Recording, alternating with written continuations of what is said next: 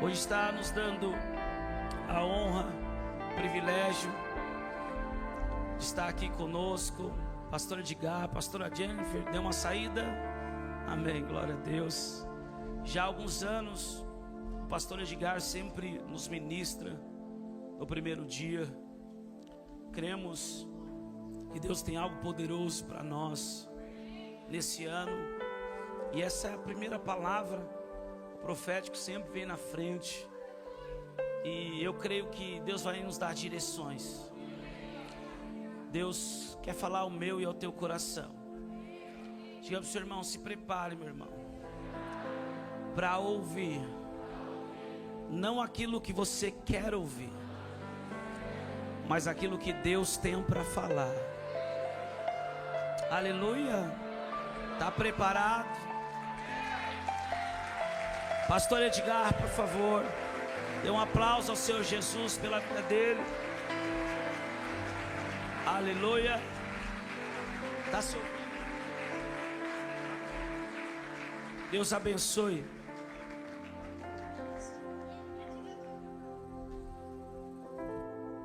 Aleluia, aleluia, aleluia. Quem pode dar um aplauso bem forte a Jesus?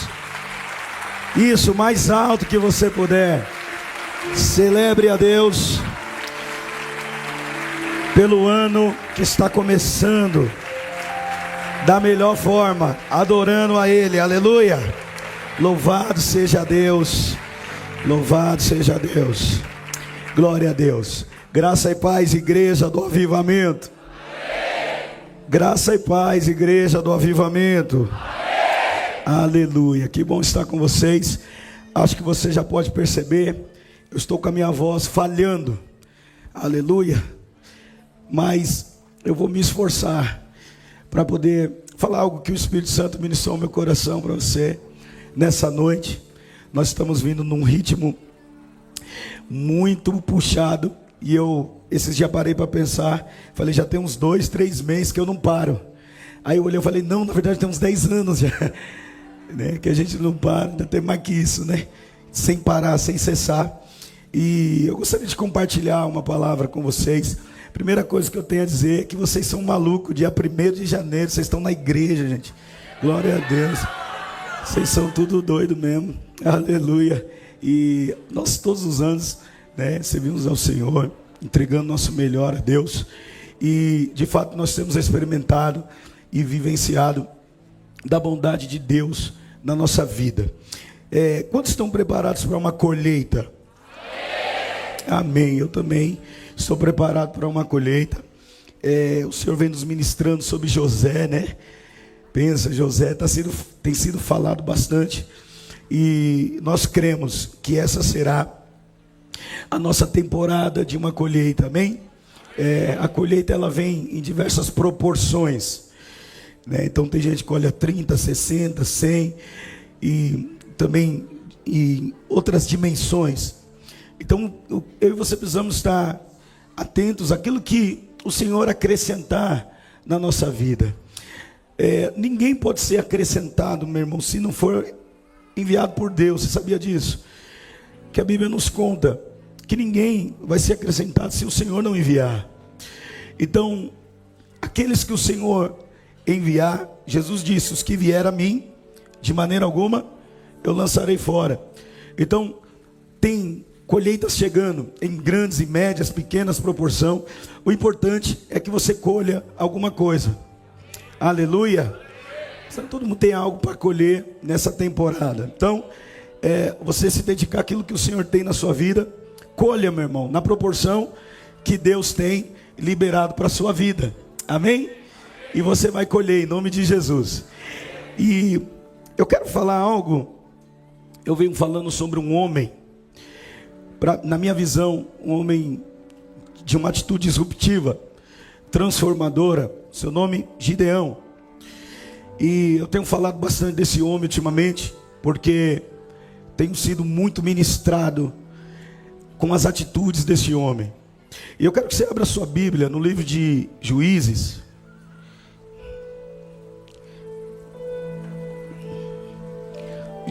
Eu quero falar debaixo de um tema: para essa temporada de colheita. Quero falar sobre respaldo. Diga comigo, respaldo. Aleluia. Nós queremos colher, sim ou não? E Deus vai nos respaldar para isso, glória a Deus. E uma das coisas que eu aprendo, e eu quero compartilhar com vocês hoje, que a Bíblia nos ensina claramente que se o Senhor, Ele não edificar a cidade, em vão trabalhos que edificam, né? E se o Senhor não vigiar a cidade, em vão vigia a sentinela. Que isso? Senão respaldo de Deus. Deus precisa respaldar o que nós estamos fazendo. E de fato Deus tem respaldado o nosso trabalho, a nossa vida. E eu quero falar um pouco sobre isso na vida de um homem chamado Gideão. Acharam aí Juízes capítulo 6? Juízes capítulo 6.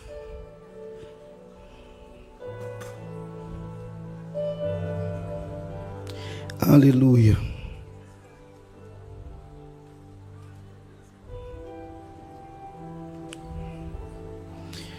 Aleluia. Juízes 6. Vamos lá, quero começar a ler, né, do verso 1. Diz assim, ó: porém, os filhos de Israel fizeram o que era mal aos olhos do Senhor, e o Senhor os deu nas mãos dos midianitas por 7 anos, e prevalecendo a mão dos midianitas sobre Israel, fizeram os filhos de Israel para si, por causa dos midianitas, as covas que estão nos montes, as cavernas e as fortificações. Porque sucedia que, semeando Israel, os midianitas e os amalequitas e também os filhos do Oriente contra ele subiam, e punham-se contra ele em campo, e destruíam os frutos da terra, até chegarem a Gaza, e não deixavam mantimento em Israel, nem ovelhas, nem bois, nem jumentos, porque subiam com os seus gados e tendas, vinham como gafanhotos, em grande multidão, que não se pode contar, nem a eles, nem aos seus camelos, e entravam na terra para destruir. Assim Israel empobreceu muito pela presença dos midianitas. Então os filhos de Israel clamaram ao Senhor. E sucedeu que, clamando os filhos de Israel ao Senhor por causa dos midianitas, enviou o Senhor um profeta aos filhos de Israel, que lhes disse: assim diz o Senhor Deus de Israel: do Egito eu vos fiz subir, e vos tirei da casa da servidão, e vos livrei da mão dos egípcios e da mão de todos quantos oprimiam, e os expulsei de diante de vós, e a vós eu dei a sua terra. E vos disse: eu sou o Senhor vosso Deus. Não temais aos deuses dos amorreus, em cuja terra habitais, mas não des ouvidos à minha voz. Então o anjo do Senhor veio e assentou-se debaixo do carvalho, que está em Ofra, que pertencia a Joás, a Biesrita. E Gideão, seu filho, estava malhando trigo no lagar, para o salvar dos midianitas. Então o anjo do Senhor lhe apareceu e lhe disse: o Senhor é contigo, homem valoroso. Mas Gideão lhe respondeu: ai, Senhor meu, se o Senhor é conosco, por que tudo isto nos sobreveio? E que é feito de todas as suas maravilhas, que nossos pais nos contaram, dizendo: não vos fez o Senhor subir do Egito? Porém agora o Senhor nos desamparou e nos deu nas mãos dos midianitas.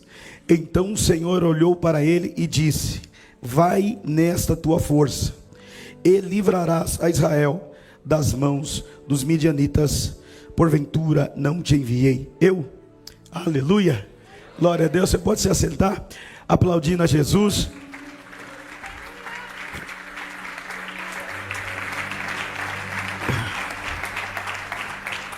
Glória a Deus, que tremendo. Eu sei que essa mensagem, ou essa palavra, é um texto muito conhecido, muito citado, muito pregado na igreja. Mas uma das coisas que o Espírito Santo nos ministra sobre um tempo de colheita é que, meu irmão, muitas vezes nós temos colhido muito da parte de Deus, temos colhido muitas coisas. Deus tem feito algo poderoso na nossa vida.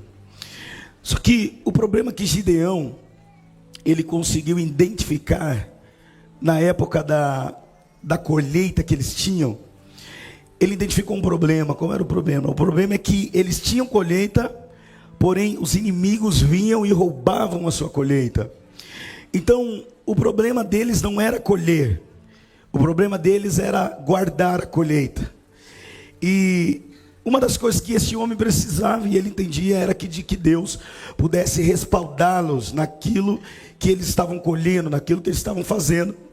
E a Bíblia nos diz que os midianitas, juntamente com os amalequitas e os filhos do Oriente, de ano em ano, no tempo da colheita, subiam a Israel com os seus bois, cavalos, camelos, com o seu exército, parecendo uma multidão, a Bíblia diz, incontável.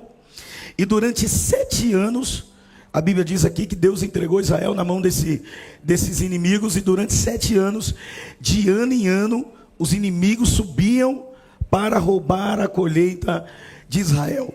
Só que a Bíblia nos mostra um homem que tem um comportamento diferente dos demais daquele tempo, daquela geração. E seu nome é Gideão. A Bíblia diz que ele estava fazendo algo inusitado. Diga comigo, algo inusitado. Aleluia. O que é um algo inusitado? É algo fora do comum, aleluia. Nós sermos surpreendidos com uma atitude que não é todo mundo que tem. Glória a Deus. Porque nós geralmente estamos esperando uma atitude que é comum, né? Só que Gideão, ele está tendo uma atitude fora do comum, disruptiva. Ele está rompendo com algo nesse tempo. Por quê? Porque Gideão, ele tem a inteligência ou a expertise, ou a revelação, podemos dizer assim, no ambiente espiritual. Ele tem a revelação, ele sabe que a eira, o lugar de malhar trigo, um lugar alto, um lugar de exposição, todos os anos em que eles estavam malhando trigo naquele lugar que já era conhecido, que já estava exposto e era onde o inimigo atacava, o que ele faz? Ele tira o trigo daquele lugar e ele vai levar esse trigo para um lugar onde não se malha trigo, aleluia. Isso não é outra atitude senão uma atitude inusitada, é alguém fazer algo disruptivo, é alguém fazer algo diferente, é alguém fazer algo incomum, porque fazer o que todo mundo faz é fácil, né, gente? Agora, alguém que está tendo uma direção e uma visão para fazer algo diferente, meu irmão, é alguém que decidiu não andar na mesma direção que todo mundo está andando, mas é alguém que decidiu provocar uma nova manifestação, é alguém que decidiu, meu irmão, romper para viver uma nova experiência, aleluia. E sabe uma das coisas que nós vamos aprender sobre isso, sobre experiência, é que, meu irmão, nós sabemos que as experiências de Deus nos mantém, muitas vezes nos faz recordar, nos faz lembrar de coisas que Deus fez. Só que não dá para nós vivermos de uma experiência do passado, aleluia. Eu sei que você já teve muita experiência, mas eu quero que você toque alguém do seu lado, para essa pessoa não dormir com a minha voz rouca hoje, e dizer para ela assim, ó, não dá para viver de experiência do passado. Diga para ela assim, ó, Deus vai criar em você um novo perfil para um novo testemunho. Diga para essa pessoa, você está prestes a entrar em uma temporada de grandes testemunhos para a glória de Deus. Alguém está pegando isso ou não? Aleluia. Deus vai gerar em você um novo perfil de testemunho. Você não vai viver de eco. O que é viver de eco? Viver de eco é viver de uma experiência que já foi. Sabe quando a gente se reúne, lembra o que aconteceu lá atrás? Não, meu irmão, não lembro o que aconteceu lá atrás. Eu estou vendo o que vai acontecer a partir de hoje. Eu estou vendo o que vai acontecer a partir de agora. Eu estou vendo no que vai acontecer em 2025. Eu estou vendo a colheita extraordinária de Deus que está vindo. Eu sei que no passado Deus fez coisa tremenda. Eu sei que Deus fez algo poderoso lá na garagem. Eu sei que Deus fez algo poderoso lá na Gamelinha. Eu sei que Deus fez algo poderoso lá no Iocuné. Eu sei que Deus fez algo poderoso lá atrás. Mas eu também sei que Deus vai fazer uma coisa nova. Eu sei que Ele vai fazer uma coisa nova. Ele vai fazer algo diferente. Aleluia, Ele vai fazer de novo nos nossos dias. Olha, Deus vai fazer de novo, mas Ele vai fazer diferente. Como é isso? Fazer de novo, mas diferente. Porque Ele não muda, mas as circunstâncias mudam, meu irmão. As coisas mudam, tudo muda. Deus vai fazer de novo, mas Ele vai fazer diferente. Se você já era apaixonado por Jesus, eu quero liberar uma palavra que em 2025 você vai ficar loucamente Apaixonado. Você vai ficar como o romance de Salomão e a Sunamita. Enfermo de amor. Tem alguém que vai ficar enfermo de amor, doente de amor por Jesus, porque Jesus vai colocar mais fogo em você, mais paixão, mais fogo. Eu tenho esses dias parado para orar, e na hora que eu começo a orar, eu não consigo orar outra coisa a não ser chorar e dizer: mais fogo, mais fogo, mais paixão, mais paixão, mais paixão. Eu tenho repetido muito essa oração, estou até preocupado, porque vou orar e o que sai da minha boca é: mais fogo, Senhor, mais paixão, Senhor, mais paixão, Senhor. E Deus está fazendo uma ferida de amor em nosso coração, tão tremenda, meu irmão, que Deus está nos dando estratégias novas para um tempo novo, para nós avançarmos, meu irmão, numa nova dimensão, em nome de Jesus, aleluia. Deus vai te usar de uma forma tremenda nesse tempo. Quem pode crer nisso? Por quê? Porque Deus vai pegar pessoas comuns que vão fazer coisas incomuns. Como assim? Pessoas que sabem que o lugar de malhar trigo é na eira, mas são pessoas tão disruptivas que vão tirar o trigo da eira, vão confundir o inimigo, porque o inimigo vai chegar na eira, não vai ter trigo, porque o trigo vai estar sendo malhado no lagar, e no lagar não é lugar de malhar trigo, mas não importa se é ou não, importa que é ali que vai ser malhado, aleluia, porque Deus vai visitar aquele lugar. Quem consegue crer? Quando um homem toma uma atitude incomum, disruptiva, os céus respondem. A Bíblia diz que durante 7 anos o povo estava sendo roubado na colheita. Só que Gideão, ele entende o seguinte: ele fala: eu não vou ficar trabalhando para outro vir e comer, eu não vou ficar trabalhando para outro vir e roubar aquilo que eu estou semeando, porque na época da colheita vinham os midianitas. Há uma guerra tremenda. Os midianitas são meio-irmãos do povo de Israel, filhos de Abraão com Quetura. Quando você vai estudar a genealogia dos midianitas, eles provavelmente, Midian nasce do relacionamento de Abraão com Quetura. Quetura, uma possível concubina de Abraão, e que Abraão tem um filho dela entre o nascimento de Ismael e Isaac. Nesse meio período nasce Midian, e Midian entra para a turma da herança. Diga comigo: turma da herança. É engraçada a turma da herança, meu irmão, porque a turma da herança está todo mundo brigando pela mesma coisa, aleluia. Só que aí que acontece, quando começa essa briga, a gente precisa tomar cuidado com os que são meio-irmãos. Diga comigo: meio-irmãos. Os meio-irmãos são um problema, é verdade ou não é? Aleluia. Não estou falando de forma literal, amém? Não se ofenda, não é uma forma literal, é uma forma espiritual, para você compreender metaforicamente o que eu estou dizendo. Os meio-irmãos que lutavam pela mesma herança, eles fazem parte eles têm a mesma paternidade, mas eles não têm a mesma promessa, aleluia.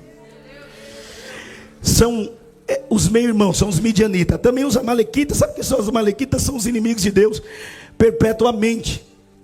A Bíblia diz que Deus vai fazer guerra com Amaleque para sempre, meu irmão. A guerra com Amaleque, ela não vai parar, porque os amalequitas são um espírito de covardia. É um espírito que atacava o povo pelas costas no dia da sua debilidade. E eles não compraram uma briga com Israel, eles compraram uma briga com Deus. E Deus falou: de geração em geração eu vou guerrear com Amaleque. Então nós temos uma luta. Gideão, ele está lutando contra midianitas, seus meus-irmãos. Ele está lutando contra os amalequitas, inimigos de Deus.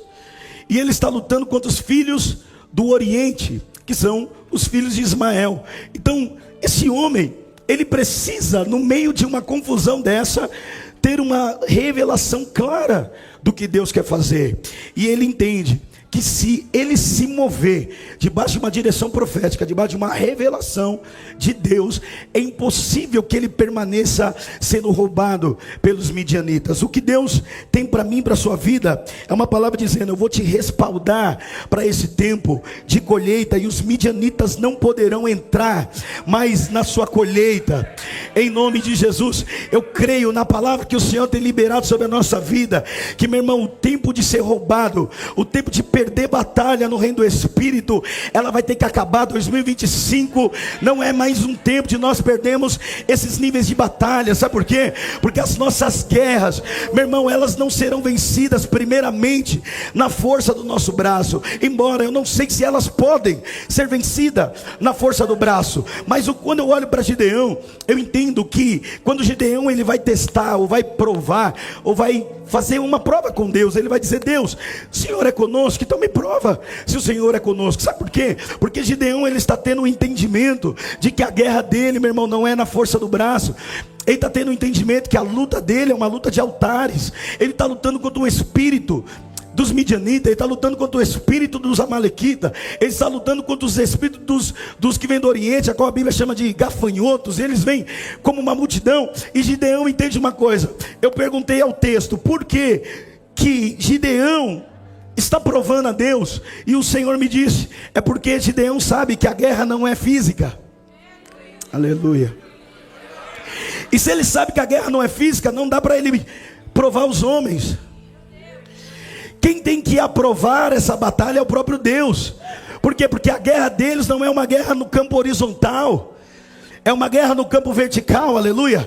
É uma guerra no reino do Espírito. Então Gideão está entendendo o seguinte: se Deus é comigo, ele vai ter que provar. Por quê? Porque eu não vou lutar contra espíritos da força do meu braço.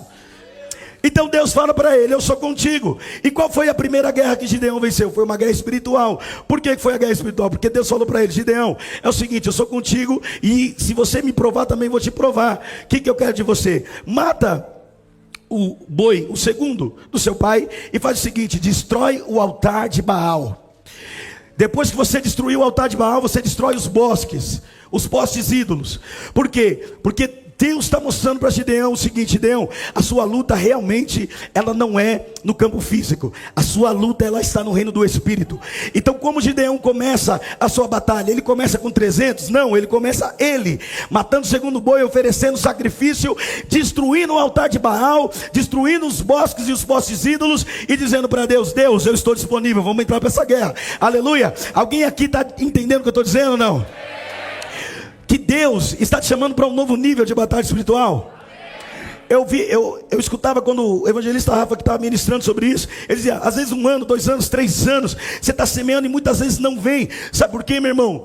Uma das coisas que nós entendemos é porque muitas vezes a colheita ela está presa no reino do Espírito. E aí a nossa guerra, meu irmão, precisa ser no reino do Espírito. Sabe o que a gente tem que fazer como Gideão? Primeira coisa é destruir os altares de Baal. E aí aconteceu uma coisa interessante com Gideão. Gideão destrói o altar de Baal e ele recebe um novo nome. Assim que ele destrói o altar de Baal, os inimigos daquela cidade deram um novo nome para Gideão e começaram a persegui-lo. Qual foi o nome que deram para ele? Jerubaal. Diga: Jerubaal.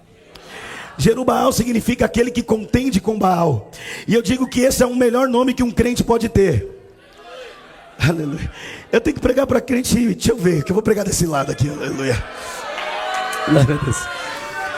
O nome que Gideão recebe é Jerubaal. Jerubaal significa aquele que contende com Baal. E eu digo que esse é um dos melhores nomes que um crente pode ter. Por quê? Porque esse nome está dizendo assim: ali tem alguém que briga com o diabo. Ali tem alguém que está batendo de frente com o reino do Espírito. E sabe por que ele está fazendo isso? Porque ele tem respaldo. Porque Deus está falando para ele assim: ó, você vai na sua força aí, e eu vou no meu poder aqui. Tem alguém que está pegando essa palavra?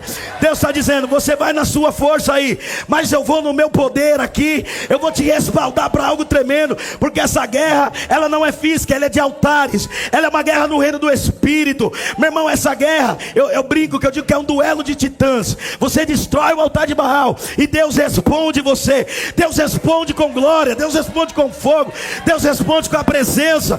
Aleluia. Tem alguém, meu irmão, depois desses dias proféticos, vão destruir os altares que foram levantados. Aleluia. Vão destruir os altares levantados a outros deuses. Vamos lá. A nossa luta, meu irmão, não é contra a carne, não é contra a sangue. E quando você entrar no lugar da oração, você vai ver, o inimigo vai tentar te visitar, mas ele não vai poder, porque você está respaldado por um Deus que é poderoso e que disse a você: eu sou contigo, vai nessa sua força. Eu sou contigo, vai nessa sua força. Sabe o que Deus fala para ele?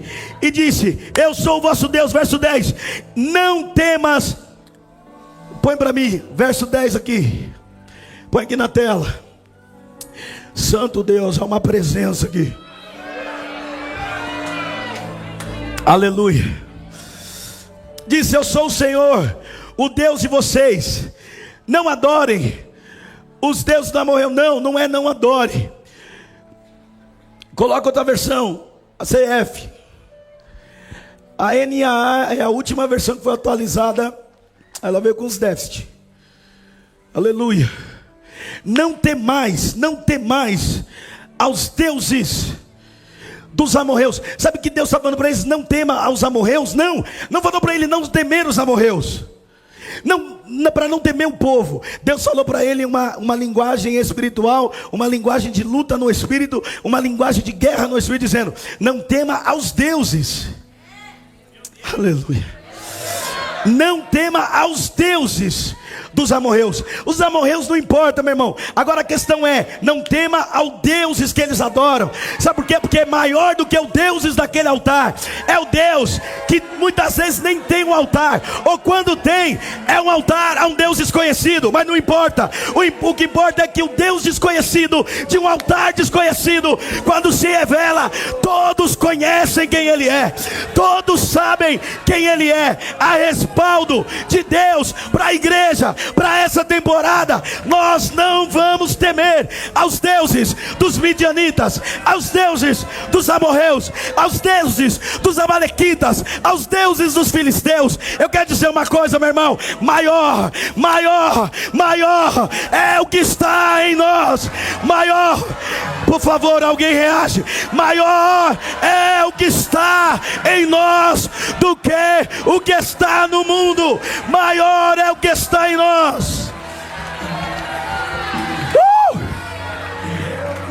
Maior. Oh, meu Deus do céu. Sabe, eu vejo que tem pessoas que precisam voltar para esse lugar de dependência. Tem pessoas que precisam ter uma experiência atualizada com Deus. Ah, como assim, pastor? É uma experiência nova hoje. Quem dera seja agora. Ah, meu Deus, precisamos ser tocados outra vez.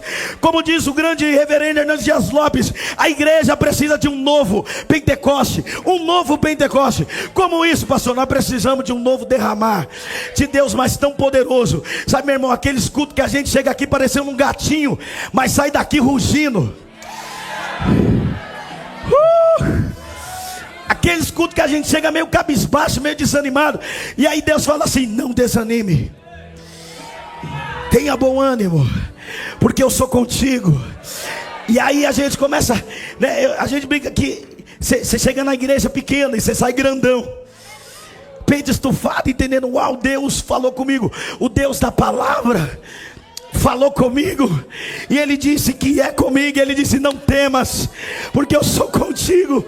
Não temas aos deuses dos amorreus. Sabe por quê, meu irmão? Porque maior é o que está em nós. Aleluia. A Bíblia diz sim, em 1 Pedro 5,8, que o inimigo fica ao nosso derredor, rugindo como se fosse o quê? Como se fosse um leão. Ainda bem que a Bíblia usa tanta figura de linguagem que a gente sabe. É como se fosse, mas graças a Deus não é. É como se fosse um leão, só que ele não é. Porque o verdadeiro leão, a gente sabe que quando o verdadeiro leão ruge, tem alguém aqui ou não? Quando o verdadeiro leão ruge, o que diz Amós 3,8? Rugiu o leão, quem não temerá? Falou o Senhor Deus, quem não profetizará? Então quando o leão verdadeiro ruge, quem é que não teme?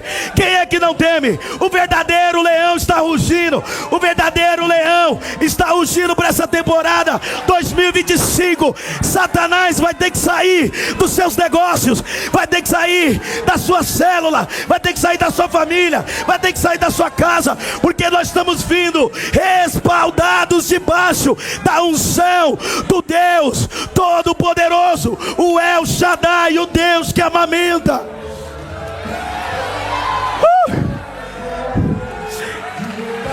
Ei, oh meu Deus, há respaldo de Deus.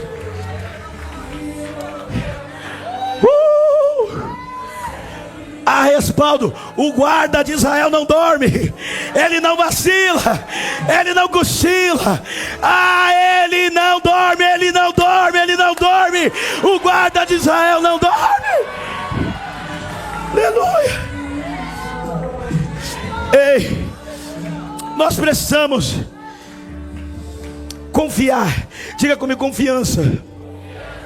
Meu irmão, só confia quem conhece. Sabe a dificuldade dos crentes confiar em Deus? É porque ainda não o conheceram.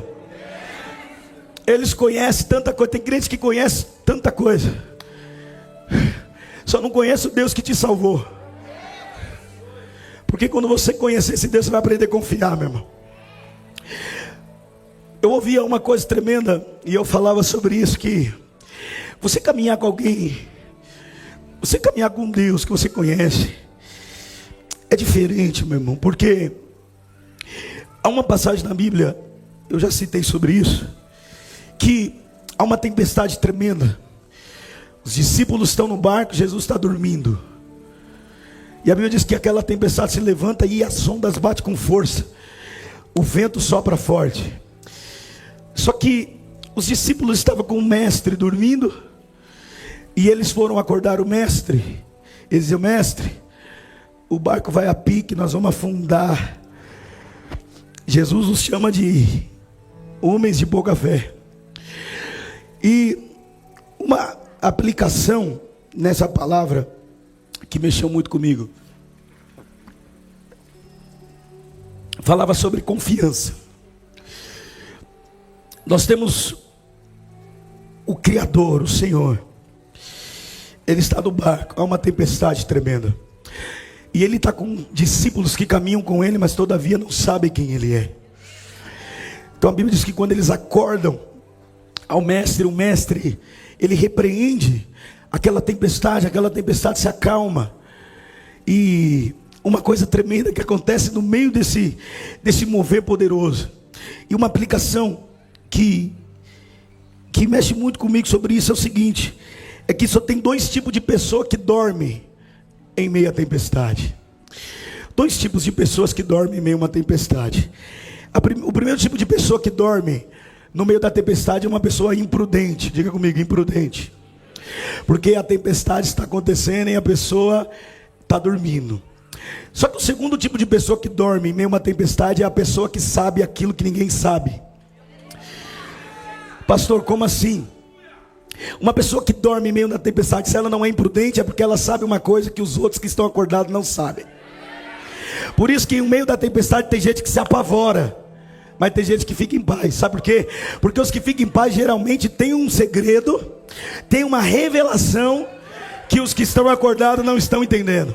Porque é impossível você pegar alguém diante de uma situação que o mundo está desabando e a pessoa tem uma paz plena. Por quê? Porque essa pessoa tem a revelação. Filipenses 4:7, a paz de Deus excede. Aleluia. Glória a Deus. Meu irmão, a palavra está aqui, nós estamos liberando a palavra, mas toda palavra profética, ela vem com peso de revelação. Se você não pegar a revelação do teu espírito, o inimigo rouba a semente. É isso que a Bíblia diz, que tendo a palavra liberada, se você não entender, o inimigo rouba. Sabe o que acontece? Uma pessoa que sabe aquilo que ninguém sabe, ela tem uma revelação, ela está em um estado de shalom, ela está num estado de paz. A paz de Deus excede, ela é excedente, ela excede todo entendimento, porque no nosso entendimento, como algo sucede dessa forma, mas no entendimento daquele que tem o shalom de Deus, meu irmão, ele está vendo lá na frente, está vendo de uma forma diferente. Só que quando Jesus desperta e ele repreende a tempestade, houve um problema dentro do barco. Diga por quê, pastor? Porque o medo dos discípulos primeiramente era da tempestade. Eles tinham medo da tempestade. Só que quando Jesus se levanta e repreende a tempestade, o medo mudou de direção. O medo saiu da tempestade. Agora os discípulos tinham medo de Jesus, porque a pergunta e a direção deles mudou de direção. Até então eles estavam com medo da tempestade, mas quando Jesus desperta, eles dizem: quem é este? Vou pregar aqui de novo. Mas quando Jesus desperta, acalma a tempestade, eles dizem assim, ó: quem é este que até o vento e o mar lhe obedece? Quem é este homem? A pergunta veio dos discípulos, tentando entender: quem é esse cara? Quem é esse homem? Dorme na tempestade, anda sobre as águas, multiplica pão, multiplica peixe. Esse homem não é comum. Quem é ele? Quem é ele? Quem é ele? Quem é esse homem que até o vento e o mar lhe obedece? Sabe porque eles usam esse termo, essa expressão, até o vento e o mar? Porque eles já tinham visto a cegueira obedecer, eles já tinham visto os demônios obedecerem, eles já tinham visto a esterilidade obedecer, eles já teriam visto provisão de Deus, eles já tinham visto de tudo. Mas quando eles viram o mar acalmando, eles disseram: não é possível. Até o vento, até o mar lhe obedece. Tem alguma coisa que não obedece esse homem? Tem alguém aqui ou não? Vocês vieram para o primeiro culto ou não? Vocês vieram da largada profética de 2025? Aleluia, deixa eu ver se tem alguém aqui. Reage aí, faz alguma coisa.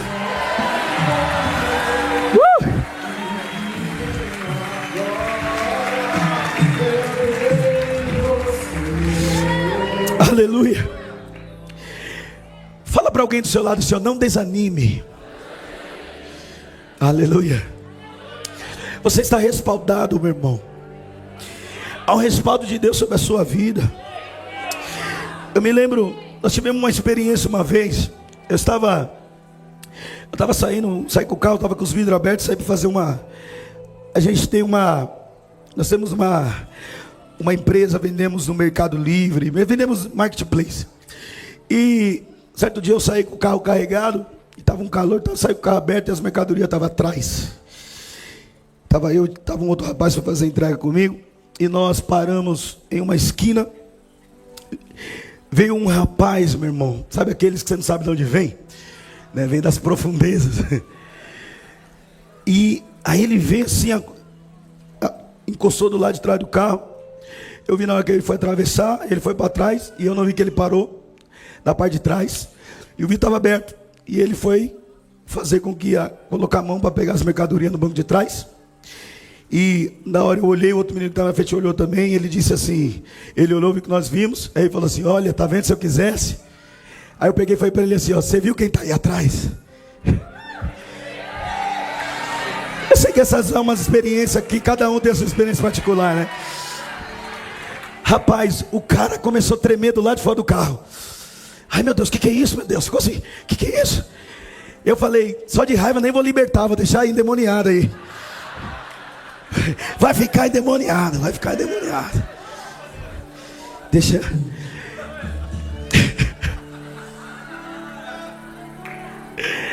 Aleluia.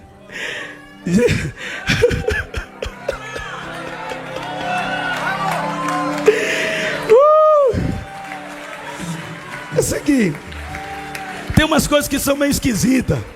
Só que, meu irmão, na dimensão do Espírito, quando você viu umas coisas meio malucas. E por que eu estou dizendo isso? É porque, meu irmão, o guarda de Israel, ele não dorme, ele te guarda de frente, te guarda por trás. Meu irmão, para onde quer que você for, se você crê, o Senhor é contigo. O Senhor estará contigo, meu irmão.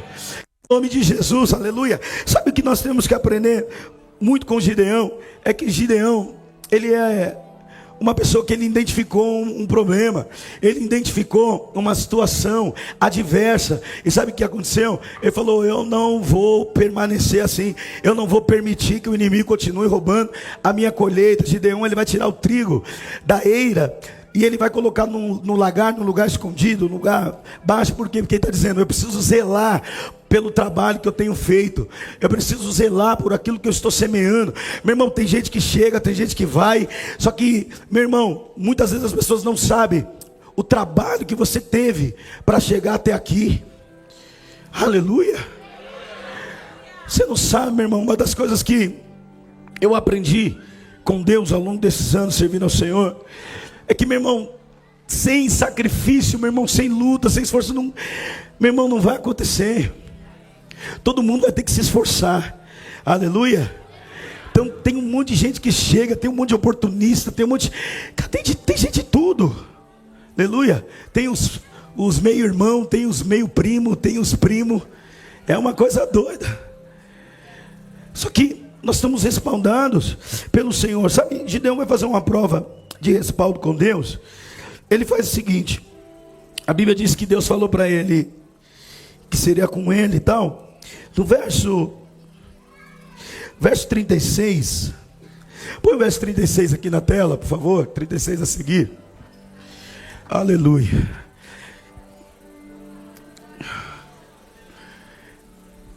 Aleluia. Verso 36. Glória a Deus. Aí tá. Vamos lá, diz assim, ó: e disse Gideão a Deus: se has de livrar a Israel por minha mão, como disseste, eis que eu porei um velo de lã na eira. Se o orvalho estiver somente no velo, e toda a terra ficar seca, então conhecerei que has de livrar a Israel por minha mão, como disseste. E assim sucedeu, porque no outro dia se levantou de madrugada e apertou o velo, e do orvalho que espremeu do velo, encheu uma taça de água. Uau, que poderoso. Segura aí, deixa aqui nesse verso, deixa aí. Gideão vai fazer uma prova com Deus. Lá no texto que nós lemos, diz que o anjo do Senhor apareceu para ele e falou assim, ó: Gideão, Deus é contigo. Só que a resposta de Gideão para o Senhor foi: se tu és conosco. Aleluia. Sabe por quê? Porque Gideão, ele pelejou durante muito tempo contra um grande exército. Ele sabe que um homem sozinho, ele não pode chegar no lugar da sua conquista. Então, a pergunta, o Senhor falou para ele: o Senhor é contigo. Mas ele pergunta se o Senhor é conosco. Porque esse mal não sobrevive. Sabe por quê? Porque a mentalidade de Gideão para aquela situação é: eu não estou sozinho, eu tenho alguém. E esse alguém que está comigo, se não for para caminhar comigo, se não for para vencer junto comigo, não vai dar para permanecer comigo. Eu sei que a dor da partida é muito grande, só que é um momento da nossa vida, meu irmão, que já não dá mais para você aturar situações, para não falar pessoas. Aleluia. Por quê, meu irmão? Porque se as pessoas começarem a atrapalhar o teu propósito, meu irmão, quem vai perder tempo é você. Você vai perder tempo, você vai perder dinheiro, você vai perder saúde, você vai perder visão, vai ficar turvo no meio do caminho. Meu irmão, é necessário ter um entendimento. Sabe por quê? Porque Deus não quer, meu irmão, na sua equipe, Deus não quer caminhando do seu lado pessoas covardes.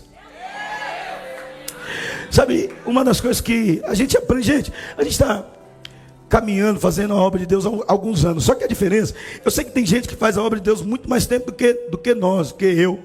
Só que acontece, só que nesses anos que nós estamos servindo a Deus, eu não estou servindo a Deus um dia sim, um dia não.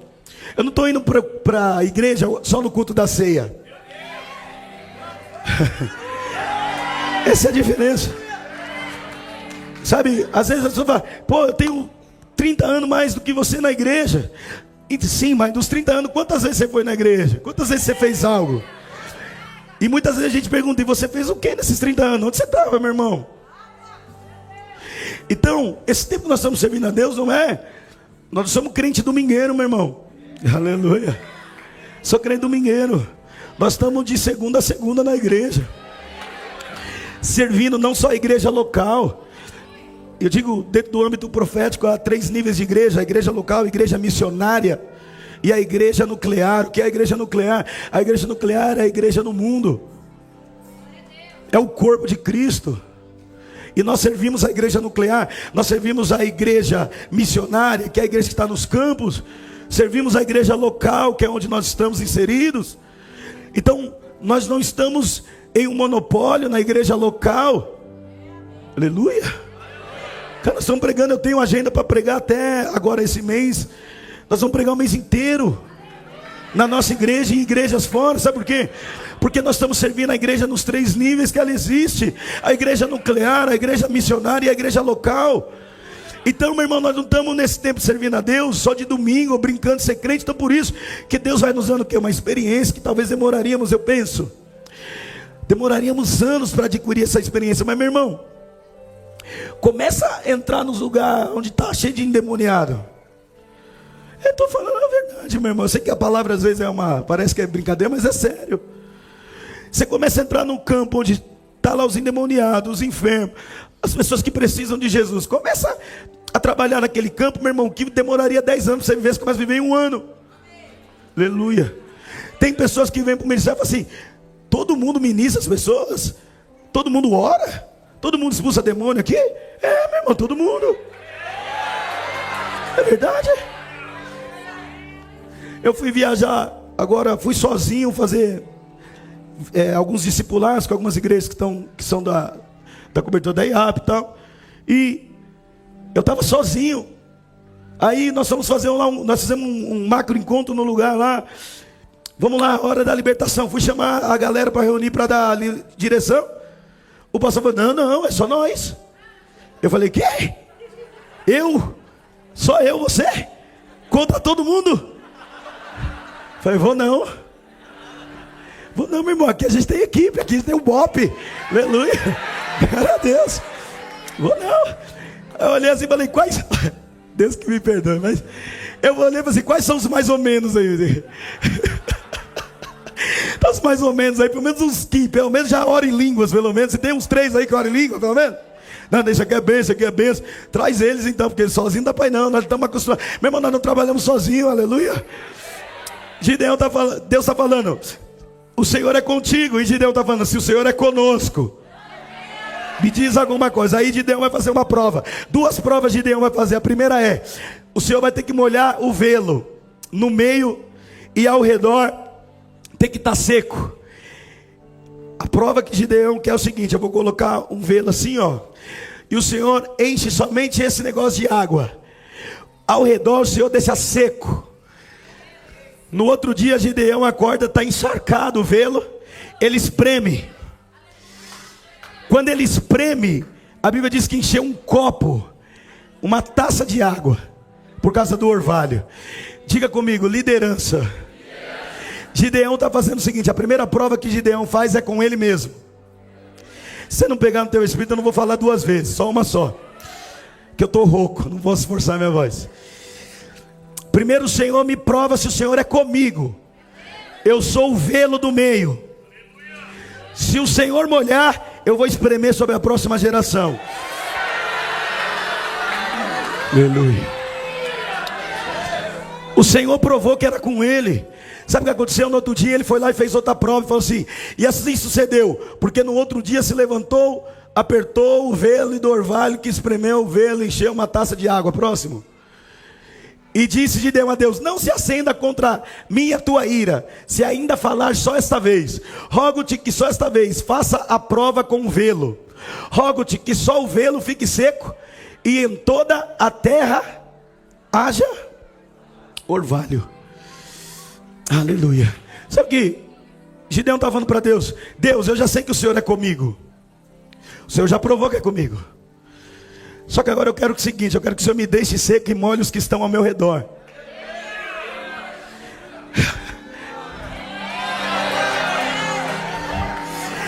Aí sabe o que aconteceu? No outro dia o velo estava seco, só que ao redor do velo estava encharcado.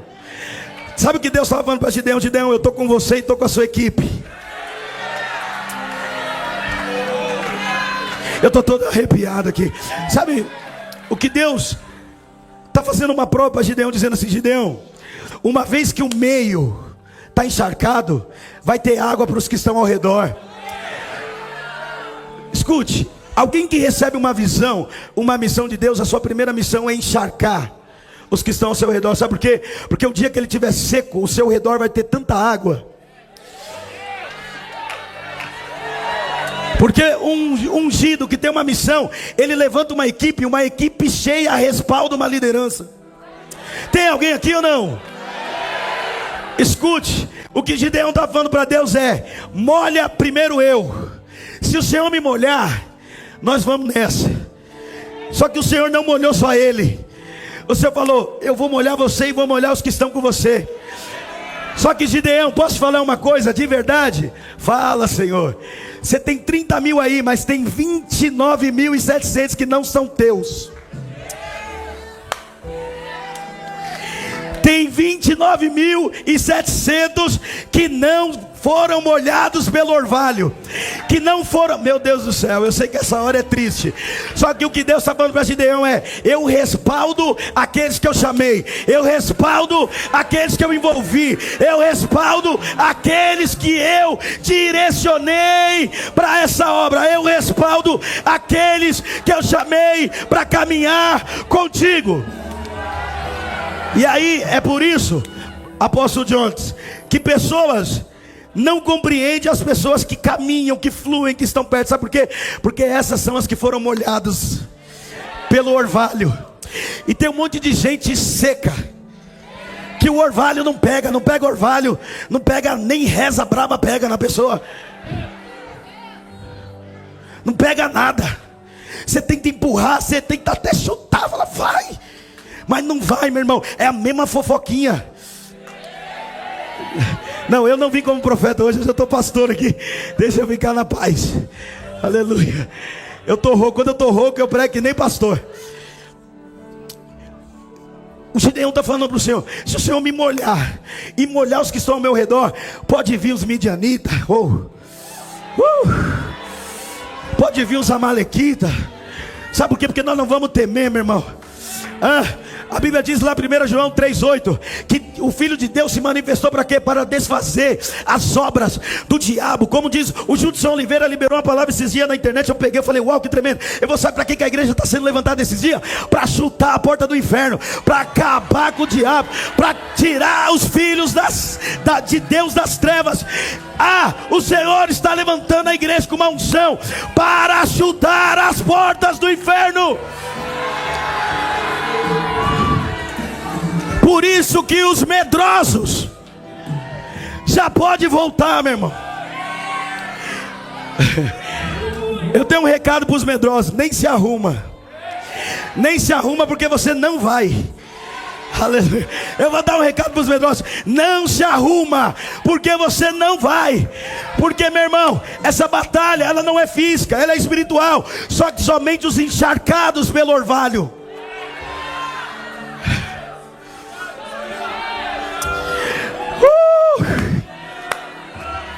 Só os que foram encharcados pelo orvalho são os respaldados para o que Deus vai realizar. Tem alguém encharcado aqui ou não? Ei, você está encharcado do quê? Você está encharcado do quê? Do que você está encharcado? Oh, meu Deus do céu, há uma presença aqui. Deus vai derramar um gotejar. O orvalho, ele vem antes. A Bíblia diz que no jardim nem havia água, mas o orvalho regava tudo. É como o orvalho de Hermon. Salmo 133. Rinema, Tove, Manaim, Jebediaim, Rádio, tal. Está escrito lá em hebraico. Sabe o que é tremendo? Por que eu falo em hebraico isso? Porque o significado no profundo é poderoso. Porque está dizendo que com bom e com suave que os irmãos vivam em comunhão. É como o óleo precioso que desce sobre a cabeça, sobre a barba, para a orla do manto. É como o orvalho de Hermon. Sabe o que é o orvalho de Hermon? O orvalho de Hermon, Monte Hermon é um monte alto que cobre os montes Sião. E todas as madrugadas, por ser um lugar de pico muito alto, a geada que acontece na madrugada congela o orvalho. Todas as madrugadas. Só que todos os dias ao amanhecer, aleluia, quando o sol da justiça nasce, o orvalho no pico do Monte Hermon começa a derreter. Aí sabe o que acontece? As águas começam a descer do Hermon, e elas vêm descendo e ela vai desaguando no Monte Sião. Aleluia. Tem alguém aqui ou não? Já foram? Meu irmão, o orvalho que todas as manhãs o Senhor libera. Sabe por quê? Porque todas as manhãs tem um novo derramar de Deus. Há uma palavra no hebraico chamada nataf. Nataf significa gotejar. É uma unção, é um profético. É quando Deus de manhãzinha assim, é o que ele está dizendo. Ali no Monte Hermon começa um gotejar de Deus. A unção, meu irmão, ela começa com gotejar. Só que ela vai criando proporção. Ela vai escorrendo sobre os montes. Ela vai mantendo os montes Sião. Os montes Sião. Ela deságua no Jordão. O Jordão é aquele que desce. E quando ela deságua no Jordão, aqueles que iam ao Jordão, eles iam ter um encontro. Aleluia. Eles iam ter encontro com a profecia. Eles iam ter um encontro com o profético. Meu irmão, o orvalho do Senhor vai começar a ser derramado. E aqueles que forem encharcados por esse orvalho, eles vão fazer a diferença. Porque você pode ter 30 mil, mas tem 300 encharcados, meu irmão. Tem 300 que Deus diferenciou. Aleluia. Você pode escolher de qual grupo você pode fazer parte. Só que eu quero fazer parte dos que estão encharcados.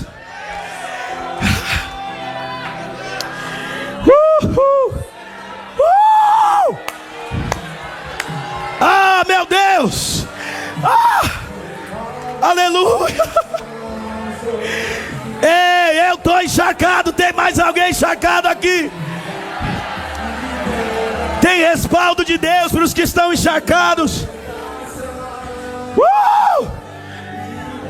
Oh, meu Deus do céu, eu sinto uma glória de Deus nesse lugar.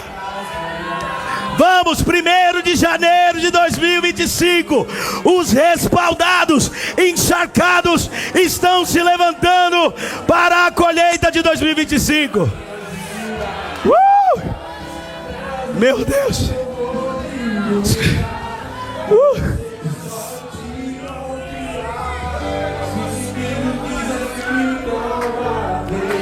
Não há nada que me faça. Na unção, com a unção imbatível, uma só, vamos, uma só palavra que Deus manda. Eu sinto a glória de Deus.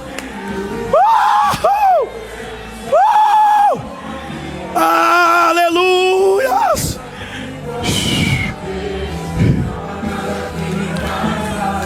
Ah, meu Deus.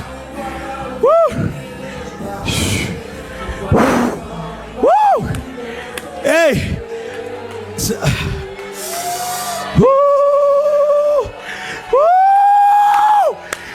Meu Deus.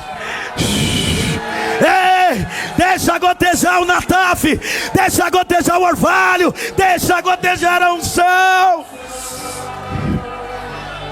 Deixa cair sobre nós a unção. Quebra os paradigmas. Deixa Deus encharcar o velo.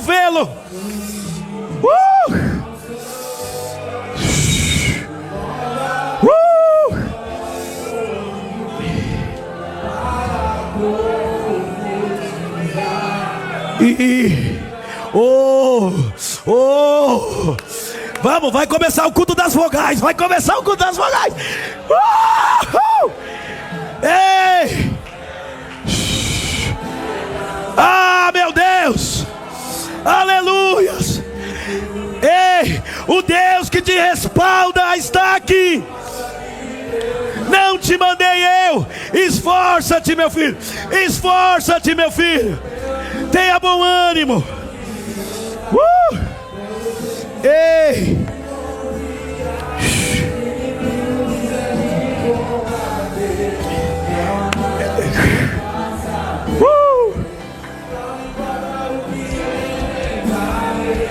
Com a unção. Segura.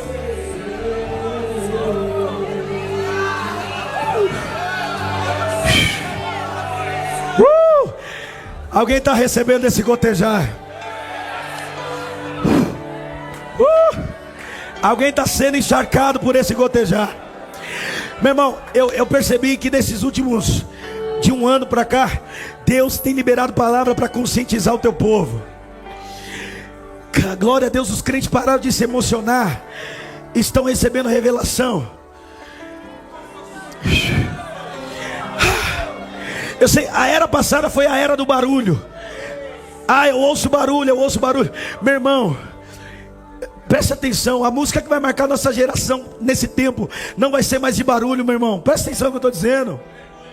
Não vai mais ser barulho, vai ser diferente, meu irmão. Vai ser conscientização no Espírito. Deus vai falar de uma forma assim, ó. Ei, meu servo. O vento suave, a brisa suave vai, meu irmão, falar na igreja nessa geração. Nessa temporada, meu irmão. Olha, por que eu tenho a plena convicção disso? Porque quando nós falamos de colheita, se tem uma lei na Bíblia da colheita, tá lá na Bíblia, que é a lei entre aspas, tá? Que é como um princípio, é como uma situação que Deus prepara, que é a dos trabalhadores da última hora. Quando o tempo da colheita está pronto, você vai ver na Bíblia, quando a colheita estava pronta, na nova aliança, Deus falando, Jesus falando, os campos estão brancos, estão prontos para a colheita. Jesus passa por lugares dizendo, esse povo é como ovelhas que não têm pastor, ovelhas desgarradas. Sabe a oração de Jesus? Vamos pedir ao dono da seara que envie ceifeiros. Mas ceifeiros, sabe por quê? Porque não tem colheita sem ceifeiros. Aleluia. Agora é um problema, por quê? Porque a colheita, quando ela está pronta, os que semearam não conseguem colher sozinho. Não foi assim? Era tanto peixe que teve que chamar pessoas. Era tanto pão que sobrou 12 cestos. Por quê? Porque a colheita sempre é maior do que a semeadura. Você tem que pegar isso. A colheita sempre é maior do que a semeadura. Por isso que na hora da colheita, Jesus vai chamar os trabalhadores da última hora. Quem são os trabalhadores da última hora? São os que chegam na 11ª hora. Que hora é essa? Diga comigo, 5 da tarde. A primeira hora era 6 da manhã. A 11ª era 5 da tarde. Só que o expediente se encerrava às 6. Só que os que chegavam para trabalhar às 5 ganhavam mesmo dos que chegaram para trabalhar às 6 da manhã. Eu sei que é um problema, isso é um problema. Isso é um problema, porque, tô tanto tempo, tô fazendo tanta coisa. Não é? Mas os que chegam às 5, aí os que chegaram primeiro vão reclamar com o patrão. Vão dizer assim, esse aqui chegou depois, está ganhando mesmo que eu. Sabe o que o patrão fala? Estou te devendo alguma coisa? É isso. Porque o patrão diz assim, o que eu combinei com você? Combinou que ia me dar um dia de trabalho. Estou te dando um dia de trabalho? Tá, quer mais o quê? Mas ele chegou agora. E daí? É porque na hora a hora que a colheita está pronta, meu irmão, tem que vir os trabalhadores da última hora. Sabe por quê? Porque eu sei que a gente gasta energia, dinheiro, tudo semeando. Só que na hora da colheita, meu irmão, é muito grande o que Deus faz. Aí não dá para ser só a gente. Aí os trabalhadores da última hora são os que chegam por último. Por quê? Porque eles chegam empurrando os que estão na frente. Tem que falar. Posso falar isso ou não? Porque tem os caras que estão na frente lá. Não, mas eu estou aqui desde o princípio. Mas tem uma geração da última hora que está chegando como? Correndo. Eles estão vindo com força. Eles estão vindo com velocidade. Eles estão correndo. Por quê? Porque o tempo está acabando. Falta 1 hora. Meu Deus do céu.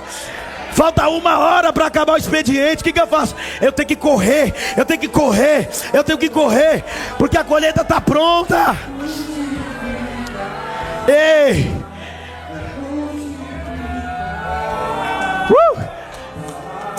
Ei, os trabalhadores da última hora vão chegar e você não pode se assustar. O pagamento é o mesmo. O pagamento é o mesmo. Vou encerrar agora. Deus vai respaldar na hora da colheita. E sabe por que tem que vir os trabalhadores da última hora? Para que a colheita não se perca. Porque dependendo do nível de madurez da colheita, se demorar muito para colher, ele estraga. Nem verde demais e nem maduro demais. Essa é a vontade de Deus, aquela que a gente não entende. Senhor, está na hora? Não, muito verde. Senhor, não, já passou da hora, está muito maduro. Por quê? Oportunidades, meu irmão. Oportunidade, ela vem e ela vai. Ela vem e ela vai. Há um texto de Êxodo 14, quero ler só esse para encerrar. Sei que já deu meu horário.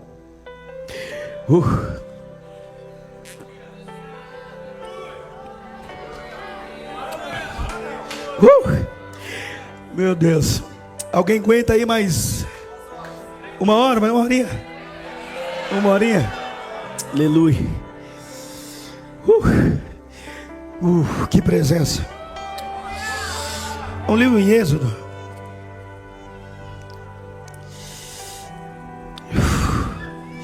Êxodo capítulo 14. Quero falar essa última coisa aqui para a gente terminar. Êxodo 14, verso 15. Então disse o Senhor a Moisés: por que clamas a mim? Sabe, eu vou fazer uma pergunta para Moisés, porque Moisés ele está diante de uma situação, pirraiote, lugar, beco sem saída. Porque de um lado tem o mar, do outro lado tem as colinas, do outro lado tem o povo inimigo que não deixou o povo passar, e atrás vem quem? Faraó. Faraó é uma tipificação, nesse caso, Satanás. E Deus havia acabado de destronar todos os deuses egípcios com as 10 pragas. Uma guerra de altares. Só que quando Deus chama Moisés para isso, Deus deu uma direção, dizendo: vai, marche. Diz aos filhos de Israel que marche. E tu levanta a tua vara e estende a tua mão sobre o mar e fende-o, para que os filhos de Israel passem pelo meio do mar em seco. E eis que endurecerei o coração dos egípcios, e eles entrarão atrás deles, e eu serei glorificado em Faraó e em todo o seu exército, nos seus carros e nos seus cavaleiros. E os egípcios saberão que eu sou o Senhor, quando for glorificado em Faraó, nos seus carros e nos seus cavaleiros. Leu o verso, põe o 19 aqui, vou ler aqui na tela. Bem, diz assim, ó: e o anjo de Deus que ia diante do exército de Israel se retirou, e ia atrás deles também a coluna de nuvem que se retirou de diante deles, se pôs atrás deles. Sabe algo poderoso, meu irmão, que acontece sobre quando Deus te chama para algo? E Deus, ele disse que Ele vai fazer algo, Ele vai te respaldar. Uma das coisas que eu aprendi ao longo desses anos servindo a Jesus, é que é o seguinte: os nossos primeiros momentos, até a gente ter uma revelação completa do que o Senhor quer, nós temos uma facilidade de titubear em nossas emoções, em nossos pensamentos, pensando: meu, será que Deus vai fazer? Será que é isso mesmo? Será que não é isso? Será que eu volto? Só que quando nós começamos a caminhar, aqui Moisés chega diante do mar. Pensa que Moisés já tinha passado um monte de coisa. Já haviam vindo as 10 pragas. Moisés já havia confrontado Faraó muitas vezes. E isso durou um tempo, até o dia em que o Senhor falou: vamos. Quando chegou o dia, eu já preguei sobre isso. O dia que Deus falou para Moisés assim: vai ser hoje, vai ser a última vez que vocês vão ficar aqui. E aquele dia eles foram dormir diferente, né? Eu já preguei sobre isso. Aquele dia eles não colocaram pijama, estou conjecturando. Aquele dia eles não colocaram pijama. Aquele dia eles giram os lombos, colocaram sandálias nos pés e seguraram o cajado na mão. Por quê? Porque aquele dia seria o dia da libertação. Aquele dia não dava para dormir distraído. Amém? Tem gente que dorme distraído. Pastor, mas como que não dorme distraído? Dá para não dormir distraído, né? É como a mulher sunamita. Ela deita, mas o coração vela. Sabe o que é isso? É deitar e o coração velar. É aquele cara que deita, mas não dorme. Aleluia. Bom, enfim, a gente fala disso outra hora. Aí o que acontece? Moisés, aquele dia, recebeu uma instrução de Deus. Deus falou: sandálias nos pés, cajado na mão, lombo cingido.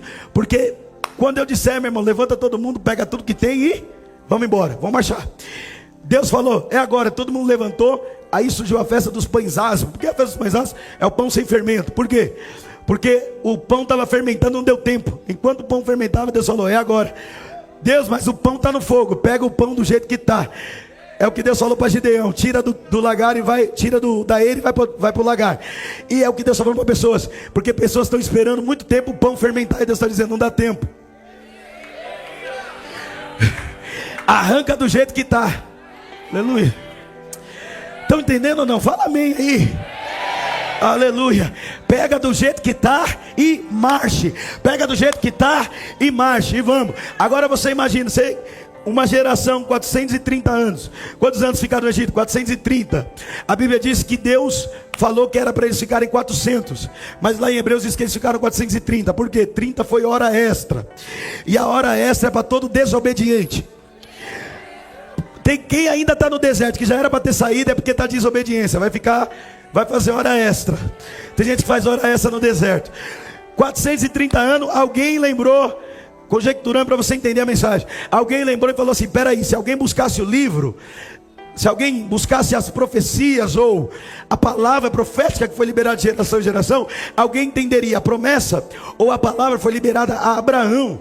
Deus falou para Abraão: sua geração, sua descendência vai descer ao Egito, e 400 anos ficarão lá. E um dia alguém olhou e falou: quantos anos nós estamos aqui já? 430. Alguém pensou: está errado esse negócio. Isso é você compreender a escritura, meu irmão. Alguém olhou e falou: está errado. Por quê? Porque Deus falou que é 400, já estamos 430, 30 anos a mais, alguma coisa está errada. Então Deus levanta Moisés, começa um mover poderoso. Aí o que acontece? O povo está saindo, estão diante do mar. Deus fala: Moisés, por que você está clamando a mim? A pergunta de Deus é para Moisés: por que você clama? Porque não era mais tempo de orar, não era tempo de clamar. Presta atenção que eu não estou mandando ninguém parar de orar, amém? Você tem que ter uma vida de oração. Mas o contexto aqui é que Deus estava falando para Moisés o seguinte: uma vez que eu falei, Moisés, eu não vou voltar atrás. E eu vou te provar que eu não vou voltar atrás. Aí Deus fala para ele assim: pega a vara, toca no mar. O mar se abre, o povo está passando, só que algo tremendo acontece. Diga o quê? A Bíblia diz que o anjo foi na frente. Só que no meio do caminho o anjo para. E ele vai para trás do povo. Aleluia. Deixa eu explicar. Vem aqui, Luan, vem aqui. Vem aqui, Luanzita. O povo está saindo e o anjo está indo na frente. Vai, anjo, na frente. Sabe por quê? Porque quando Deus te chama, Ele vai abrir o caminho para você, meu irmão. Só que quando Deus abre o caminho, sabe o que Ele faz? Ele sai da frente e Ele vai para trás de você. E você continua caminhando. Só que o anjo foi para trás. Por quê? Porque no meio do processo muita gente ia começar a dizer: vamos voltar para o Egito, vamos voltar para trás. Só que quando o povo, fica aí, anjo. Só que quando o povo volta para virar para trás, aleluia, o anjo que ia na frente, ele foi para trás. Então quando o povo vai voltar para trás, o anjo vai falar assim, ó: vai para onde? Assim, ó, vai subir ninguém. Não vai subir ninguém. Sabe o que é respaldo de Deus? Não é Deus sempre na frente abrindo o caminho. Isso Ele faz uma vez só. Mas o respaldo dele é quando Ele te põe no caminho, Ele vai para trás de você, nas suas costas. E Ele está dizendo assim: toda vez que você tenta voltar para o lugar de onde saiu, Ele está dizendo assim: cara, não dá mais para você desviar. Obrigado. Não dá mais para você parar. Sabe por quê? Porque o anjo do Senhor está na sua retaguarda. E todo crente que tenta sair correndo, ele vai correr, mas o anjo do Senhor não deixa, está ali. Aí a Bíblia diz que a coluna de fogo que estava na frente foi para trás. A nuvem que estava na frente foi para trás. Deus estava soprando, ele dizendo, vai. Meu irmão, você, ai meu Deus do céu. Deus está dizendo, quando eu respaldo, meu irmão, não tem jeito. Ele vem para trás, ele fica parado no meio do mar. Aí a Bíblia diz que é uma coisa tremenda que está acontecendo. Na frente está o povo, no meio está o anjo, atrás está Faraó. Só que a Bíblia diz que na frente eles viam a luz e a glória, e atrás quem vinha via trevas. Aleluia. Deus, ele confunde o inimigo, meu irmão, porque o que é glória para a sua vida, infelizmente é trevas para outros. Você sabe que tem pessoas que, por mais que você seja um homem de Deus, a gente passa por isso, o líder passa por isso. Por mais que você se entregue, se dedique, tem alguém que está olhando você pelas costas dizendo, isso aí é trevas. Sabe por quê? Porque a nuvem de Deus era uma nuvem escura. Aleluia. Era uma nuvem, quando Deus se manifestava nessa nuvem, era uma nuvem escura com trovões, raios, um monte de coisa. As pessoas que olhavam diziam, não dá para entrar aí não. Só que quem estava dentro dela era a glória, meu irmão. Quem estava dentro dela era a bênção. Quando o anjo vai para trás, está respaldando o povo, quem está vindo atrás, a Bíblia diz que era trevas. Os inimigos vinham como treva, mas quem estava na frente estava vendo a terra prometida. Então não importa, meu irmão, quem está atrás está vendo treva, mas quem está indo com você para frente está vendo a terra prometida, está vendo o que Deus está mostrando lá na frente, meu irmão. E sabe o que é tremendo? Que tem um monte de gente que quando a glória vier vai se perder mesmo, não tem jeito. Como diz o próprio Judson de Oliveira na canção que a gente gosta, né, Santo dos Santos. Ele diz que tem gente que quando entrar no Santo dos Santos vai se perder. Não vai saber que lugar é esse. Sabe por quê? Porque nunca esteve lá.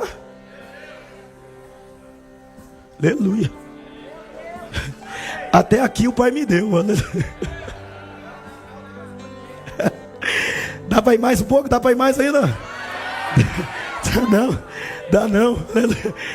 Escute, o respaldo de Deus, ele é real, meu irmão. Sabe, esse é o motivo da gente não parar. Sabe, Deus não quer mais. Olha, eu vou falar uma coisa com certeza, não sei como você vai receber isso, mas os meus últimos anos de oração, Deus tem falado isso comigo. Deus não quer mais emocionar a gente, sabe? E quando a gente chora não é de emoção não, meu irmão. Quando a gente chora não é de emoção não, é porque a estrutura não está suportando, mano. Não, os choros de emoção acabaram. Porque não tem jeito, meu irmão. Esse tempo de, por exemplo, nasceu José. José é colheita, é ou não é? Mas você já viu o processo da vida de José? Acabou glória, agora acabou glória. Você já viu o processo da vida de José? Ele é uma colheita, meu irmão. Ele é um ramo frutífero.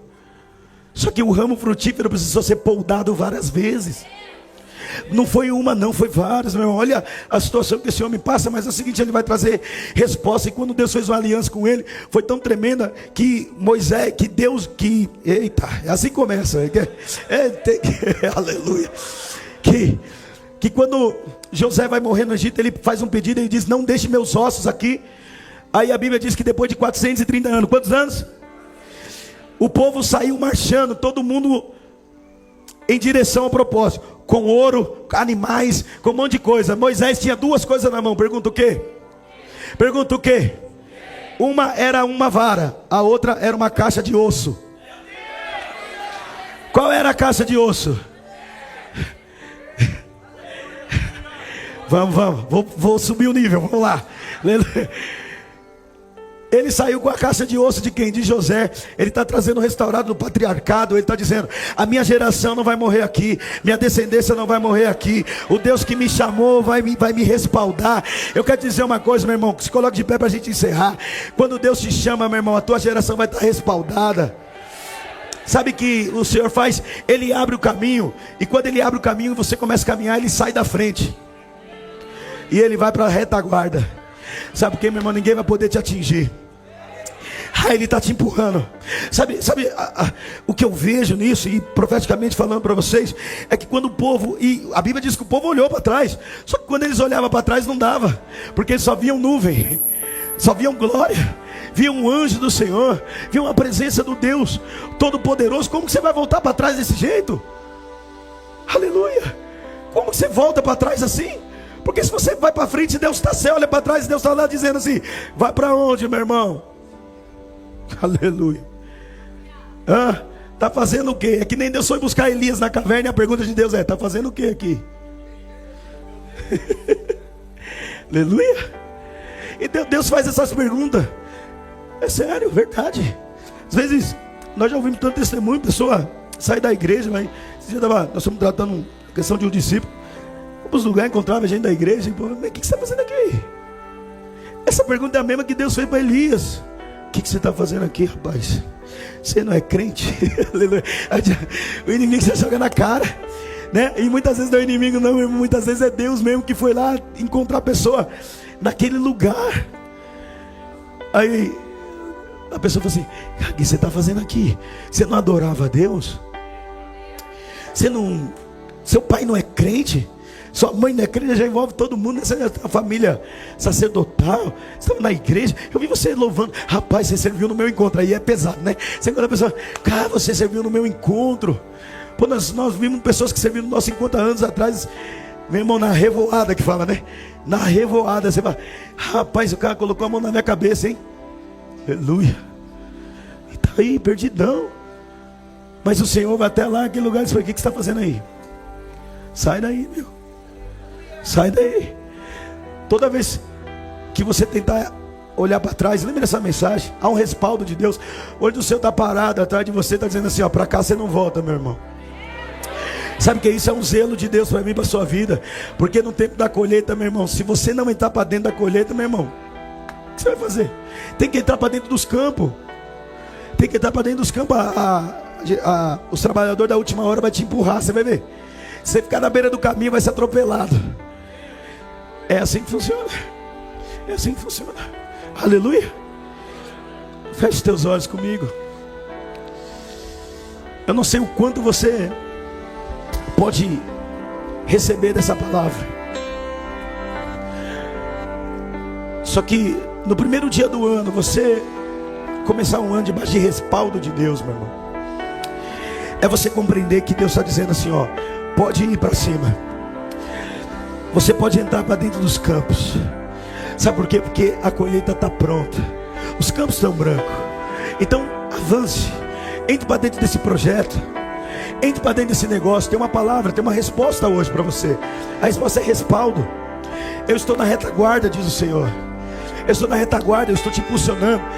Duas coisas Deus está fazendo na nossa retaguarda: primeira, nos protegendo, e segunda coisa é te impulsionando, dizendo: você não vai voltar para trás. Você não vai voltar para trás, eu vou te empurrar. Todas as vezes que você tentar olhar para trás, você vai ver a glória de Deus. Todas as vezes que você tentar olhar para trás, você vai ver a nuvem de Deus. Você vai ver o anjo do Senhor parado ali dizendo: olha, para cá você não pode voltar. É proibido retroceder. É proibido voltar para cá. Então não tem jeito, ou você avança ou você avança. Ou você cresce ou você cresce, meu irmão. Não tem jeito, não tem jeito. Deus te escolheu. Deus nos escolheu. Deus nos separou para este tempo de colheita. Em nome de Jesus. Em nome de Jesus. Feche teus olhos comigo. Pai eterno, eu creio que o Senhor não desampara um escolhido seu. Eu creio que o Senhor, Pai, quando chama, o Senhor respalda. Quando o Senhor convoca, o Senhor garante. Então, em nome de Jesus, Pai, eu sei que aqui, Senhor, nessa noite, há pessoas que foram encharcadas pelo orvalho e que fazem parte dessa grande colheita que o Senhor está liberando para a nossa temporada de 2025. Em nome de Jesus eu te peço que essas pessoas encharcadas sejam usadas de uma forma poderosa, Senhor. Unge, Senhor, os teus filhos com uma unção preciosa. Que o gotejar do orvalho precioso comece a ser derramado sobre a sua igreja. E que a igreja venha ser, Senhor, encharcada dessa graça. e que aos que estiverem ao nosso redor comecem a ser encharcados também, ó Pai, daquilo que nós estamos carregando, daquilo que nós estamos fazendo. Nós não estamos erguendo o nosso nome, mas nós estamos fazendo o teu nome, ó Pai, grande. Então, em nome de Jesus, usa as nossas vidas, Pai, como esses 300 encharcados, incendiados com cântaros cheios de tochas de fogo dentro e com trombetas, ó Pai, para anunciar o que o Senhor está fazendo. Use as nossas vidas, use as nossas vidas, que nós sejamos uma resposta para essa geração. Senhor, eu creio que o Senhor conta conosco para essa temporada. A colheita está pronta, os respaldados vão entrar para dentro dos campos. Eles não vão temer aos deuses dos amorreus, dos midianitas, dos filisteus, dos filhos do Oriente. Não, eles não vão temer, Pai, aos jebuseus. Não, eles vão entrar, Pai, com violência para conquistar o reino, em nome de Jesus, Pai. É a minha oração, ó Deus, para que os encharcados, Senhor, deem a resposta, ó Pai, que essa geração está esperando, em o nome poderoso de Jesus. Quem recebe isso, dê um aplauso ao Senhor bem forte. Apóstolo Jonatas.